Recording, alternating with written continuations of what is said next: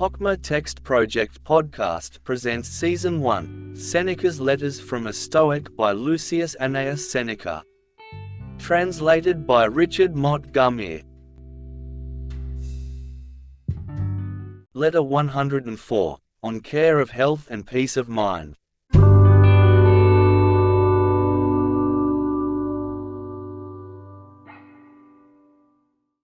I have run off to my villa at Nomentum. For what purpose, do you suppose? To escape the city? No, to shake off a fever which was surely working its way into my system. It had already got a grip upon me. My physician kept insisting that when the circulation was upset and irregular, disturbing the natural poise, the disease was underway. I therefore ordered my carriage to be made ready at once, and insisted on departing in spite of my wife Paulina's efforts to stop me, for I remembered Master Gallio's words, when he began to develop a fever in Achaia and took ship at once, insisting that the disease was not of the body but of the place. That is what I remarked to my dear Paulina, who always urges me to take care of my health. I know that her very life breath comes and goes with my own, and I am beginning, in my solicitude for her, to be solicitous for myself. And although old age has made me braver to bear many things, I am gradually losing this boon that old age bestows. For it comes into my mind that in this old man there is a youth also, and youth needs tenderness. Therefore, since I cannot prevail upon her to love me any more heroically, she prevails upon me to cherish myself more carefully. For one must indulge genuine emotions. Sometimes, even in spite of weighty reasons, the breath of life must be called back and kept at our very lips, even at the price of great suffering, for the sake of those whom we hold dear, because the good man should not live as long as it pleases him, but as long as he ought. He who does not value his wife, or his friend, highly enough to linger longer in life, he who obstinately persists in dying is a voluptuary. The soul should also enforce this command upon itself whenever the needs of one's relatives require. It should pause and humor those near and dear, not only when it desires, but even when it has begun to die. It gives proof of a great heart to return to life for the sake of others, and noble men have often done this. But this procedure also, I believe, indicates the highest type of kindness.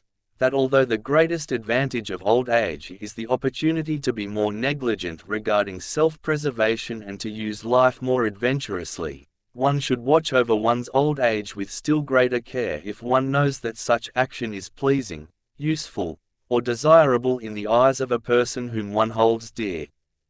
This is also a source of no mean joy and profit. For what is sweeter than to be so valued by one's wife that one becomes more valuable to oneself for this reason? Hence my dear Paulina is able to make me responsible, not only for her fears, but also for my own. So you are curious to know the outcome of this prescription of travel? As soon as I escaped from the oppressive atmosphere of the city, and from that awful odor of reeking kitchens which, when in use, pour forth a ruinous mess of steam and soot, I perceived at once that my health was mending. And how much stronger do you think I felt when I reached my vineyards? Being, so to speak, let out to pasture, I regularly walked into my meals. So I am my old self again, feeling now no wavering languor in my system, and no sluggishness in my brain. I am beginning to work with all my energy.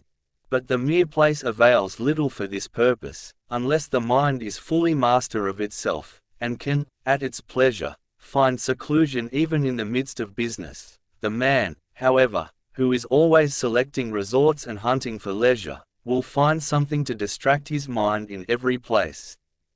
Socrates is reported to have replied, when a certain person complained of having received no benefit from his travels, "It serves you right.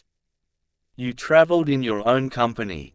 Oh, what a blessing it would be for some men to wander away from themselves. As it is, they cause themselves vexation, worry, demoralization, and fear. What profit is there in crossing the sea and in going from one city to another?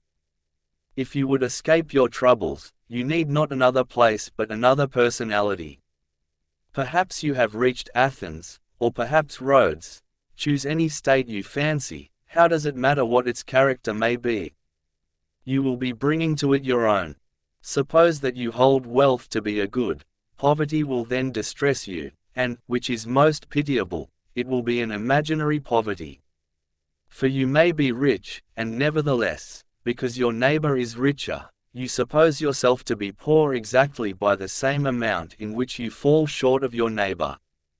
You may deem official position a good, you will be vexed at another's appointment or reappointment to the consulship. You will be jealous whenever you see a name several times in the state records. Your ambition will be so frenzied that you will regard yourself last in the race if there is anyone in front of you. Or you may rate death as the worst of evils, although there is really no evil therein except that which precedes death's coming, fear. You will be frightened out of your wits, not only by real, but by fancied dangers, and will be tossed forever on the sea of illusion. What benefit will it be to have threaded all the towns of Argolis, a fugitive through midmost press of foes? For peace itself will furnish further apprehension. Even in the midst of safety you will have no confidence if your mind has once been given a shock, once it has acquired the habit of blind panic, it is incapable of providing even for its own safety. For it does not avoid danger, but runs away.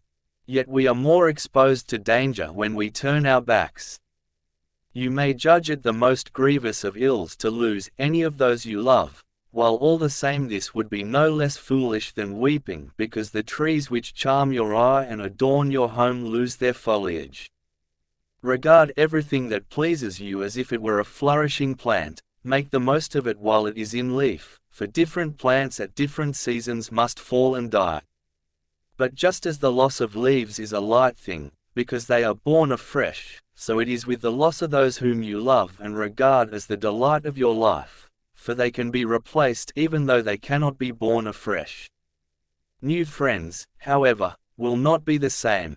No, nor will you yourself remain the same, you change with every day and every hour. But in other men you more readily see what time plunders. In your own case the change is hidden, because it will not take place visibly. Others are snatched from sight, we ourselves are being stealthily filched away from ourselves. You will not think about any of these problems, nor will you apply remedies to these wounds. You will of your own volition be sowing a crop of trouble by alternate hoping and despairing. If you are wise, mingle these two elements. Do not hope without despair, or despair without hope. What benefit has travel of itself ever been able to give anyone? No restraint upon pleasure, no bridling of desire, no checking of bad temper, no crushing of the wild assaults of passion, no opportunity to rid the soul of evil. Traveling cannot give us judgment, or shake off our errors, it merely holds our attention for a moment by a certain novelty, as children pause to wonder at something unfamiliar. Besides, it irritates us, through the wavering of a mind which is suffering from an acute attack of sickness. The very motion makes it more fitful and nervous. Hence the spots we had sought most eagerly we quit still more eagerly, like birds that flit and are off as soon as they have alighted.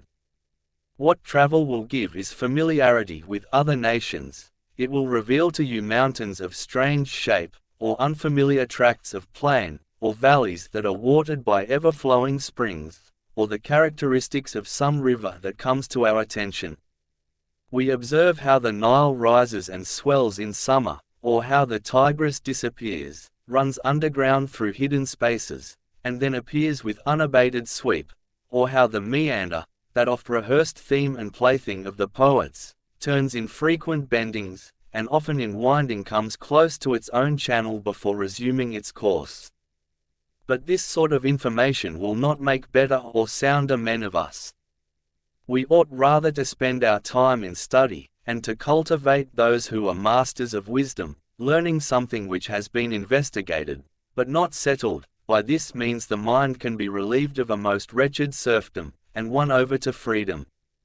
Indeed, as long as you are ignorant of what you should avoid or seek, or of what is necessary or superfluous, or of what is right or wrong, you will not be traveling, but merely wandering. There will be no benefit to you in this hurrying to and fro, for you are traveling with your emotions and are followed by your afflictions. Would that they were indeed following you. In that case, they would be farther away. As it is, you are carrying and not leading them. Hence they press about you on all sides, continually chafing and annoying you. It is medicine, not scenery, for which the sick man must go a-searching. Suppose that someone has broken a leg or dislocated a joint, he does not take carriage or ship for other regions, but he calls in the physician to set the fractured limb, or to move it back to its proper place in the socket. What then? When the spirit is broken or wrenched in so many places, do you think that change of place can heal it? The complaint is too deep-seated to be cured by a journey. Travel does not make a physician or an orator. No art is acquired by merely living in a certain place. Where lies the truth, then? Can wisdom, the greatest of all the arts, be picked up on a journey? I assure you, travel as far as you like, you can never establish yourself beyond the reach of desire, beyond the reach of bad temper, or beyond the reach of fear. Had it been so, the human race would long ago have banded together and made a pilgrimage to the spot. Such ills, as long as you carry with you their causes, will load you down and worry you to skin and bone in your wanderings over land and sea. Do you wonder that it is of no use to run away from them? That from which you are running is within you. Accordingly, reform your own self, get the burden off your own shoulders, and keep within safe limits the cravings which ought to be removed. Wipe out from your soul all trace of sin. If you would enjoy your travels, make healthy the companion of your travels. As long as this companion is avaricious and mean, greed will stick to you, and while you consort with an overbearing man, your puffed-up ways will also stick close. Live with a hangman, and you will never be rid of your cruelty. If an adulterer be your clubmate, he will kindle the baser passions. If you would be stripped of your faults, leave far behind you the patterns of the faults.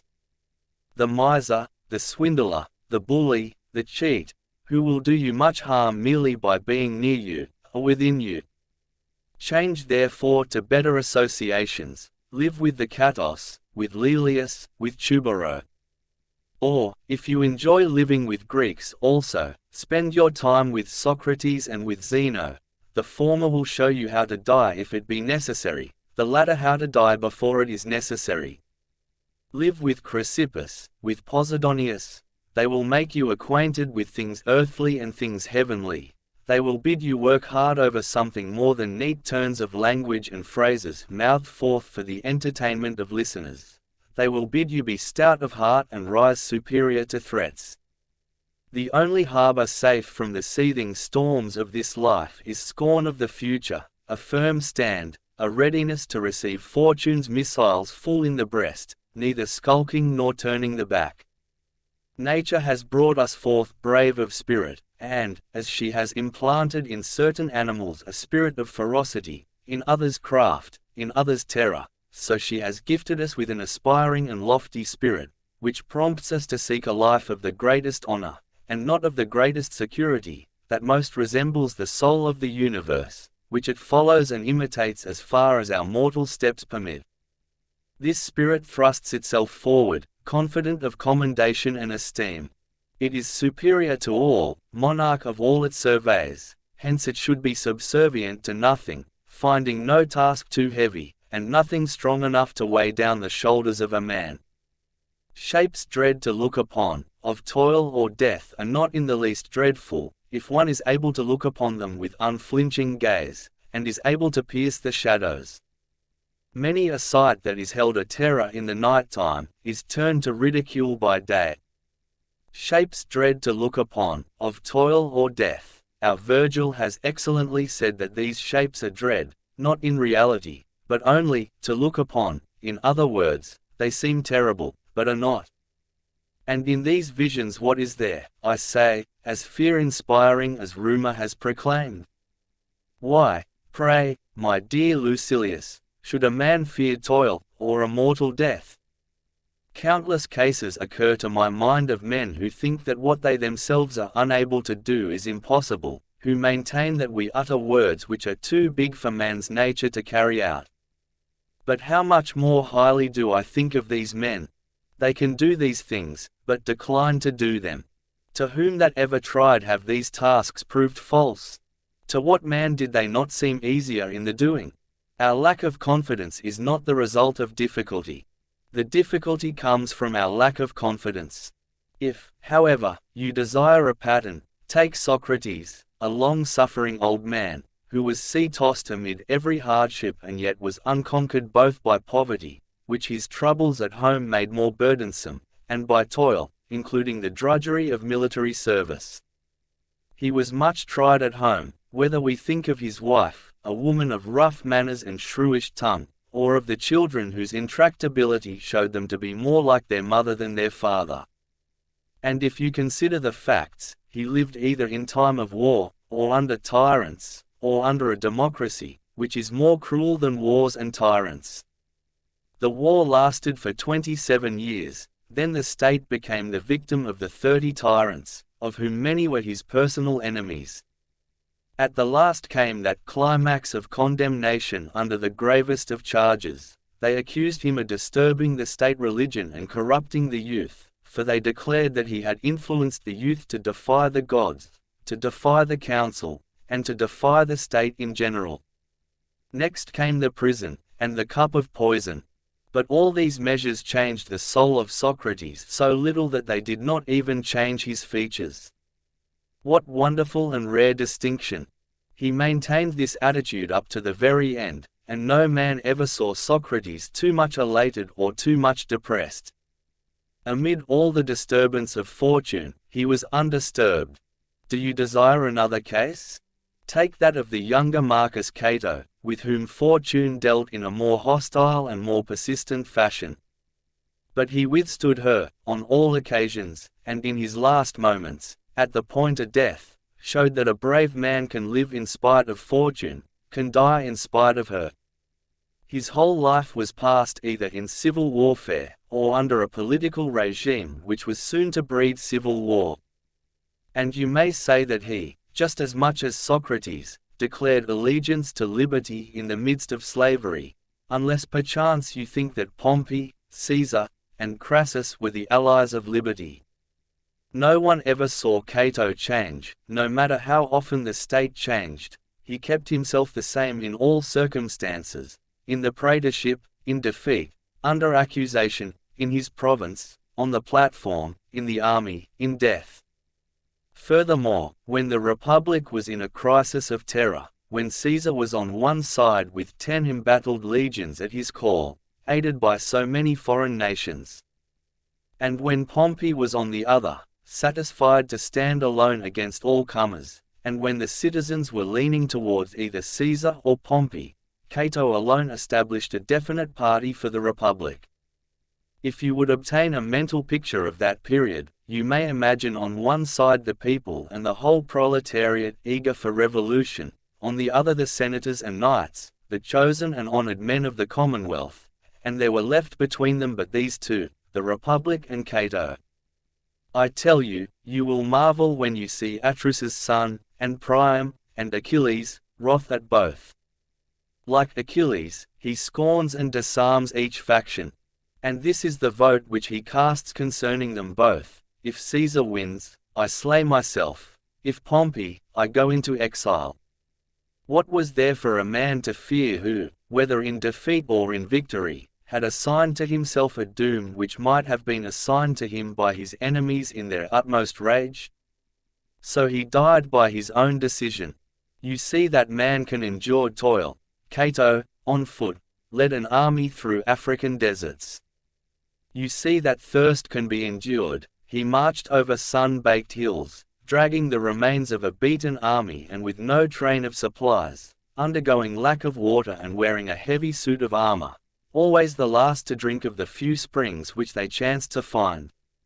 You see that honor, and dishonor too, can be despised, for they report that on the very day when Cato was defeated at the elections, he played a game of ball. You see also that man can be free from fear of those above him in rank, for Cato attacked Caesar and Pompey simultaneously, at a time when none dared fall foul of the one without endeavoring to oblige the other. You see that death can be scorned as well as exile. Cato inflicted exile upon himself and finally death, and war all the while. And so, if only we are willing to withdraw our necks from the yoke, we can keep as stout a heart against such terrors as these. But first and foremost, we must reject pleasures. They render us weak and womanish, they make great demands upon us, and, moreover, cause us to make great demands upon fortune. Second, we must spurn wealth. Wealth is the diploma of slavery. Abandon gold and silver, and whatever else is a burden upon our richly furnished homes. Liberty cannot be gained for nothing. If you set a high value on liberty, you must set a low value on everything else. Farewell,